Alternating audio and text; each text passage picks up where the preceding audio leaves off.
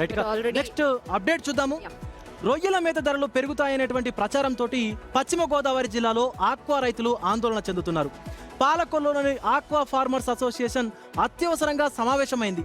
భవిష్యత్ కార్యాచరణపై ఆక్వా నేతలు చర్చించారు. తమ సమస్యల గురించి ఆక్వా రైతులు ఇప్పటికే రాష్ట్ర కేంద్ర మంత్రుల్ని కలిసినా పరిష్కారం కాలేదని ఆవేదన వ్యక్తం చేస్తున్నారు. సమస్యని మరోసారి ప్రభుత్వ దృష్టికి తీసుకువెళ్లాలని భావిస్తున్నామంటున్నారు. డీటెయిల్స్ సాగర్ అడిగి తెలుసుకునే ప్రయత్నం చేద్దాము.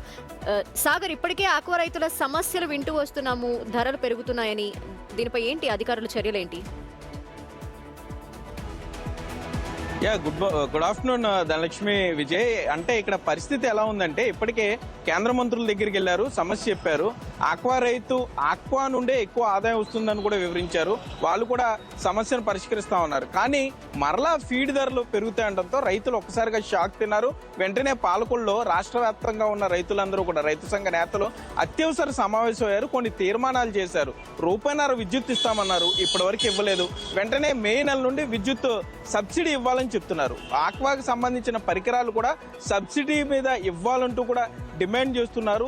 ఏదైతే ఫార్ములాతో ఫీడ్ ధరలు పెంచుతూ అంటున్నారో అదే ఫార్ములాతో రొయ్య ధరలను కూడా పెంచాలంటున్నారు. 50 కౌంట్కి సంబంధించి రొయ్య ధర ఫిక్స్ చేయమని వాళ్ళు అడుగుతున్నారు. 30 కౌంట్ 550 రూపాయలు, 40 కౌంట్ 490 రూపాయలు ఇస్తేనే ఆక్వా సాగు చేస్తామన్నారు, లేకపోతే సాగుకి విరామం ప్రకటిస్తూ ఉంటున్నారు. Thank you for the details. So మొత్తంగా పశ్చిమ గోదావరికి సంబంధించినటువంటి ఆక్వా రైతుల అసోసియేషన్ సభ్యులందరూ కూడా ఒక సమావేశం అయితే ఏర్పాటు చేసుకున్నారు. ఒకవేళ కనుక ఫీడ్ ధర పెరిగితే కనుక వాళ్ళ నెక్స్ట్ కార్యాచరణ కూడా అనేక మార్లు మంత్రులకు కూడా విన్నవించారు. ఫీడ్ ధరలు పెరుగుతాయి, అనేక విధాలుగా మేము నష్టపోతున్నామని. సో ఇప్పుడైనా ఏమన్నా చర్యలు తీసుకుంటుందా ప్రభుత్వం అనేది మనం చూద్దాం.